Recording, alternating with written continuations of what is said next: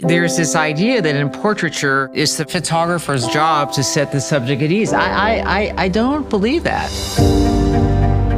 Robert Penn Warren was writing about dying and death, and I just asked him to take his shirt off, but it was more like I wanted to see his skeleton. He didn't have any guard or shield.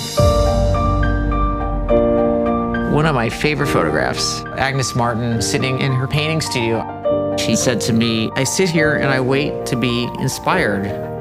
I love that. And so I said, would you just sit there? Isn't that what we all do? We wait to be inspired. All the work that I've ever done, the ideas emanate from that person. Stand over here, present yourself.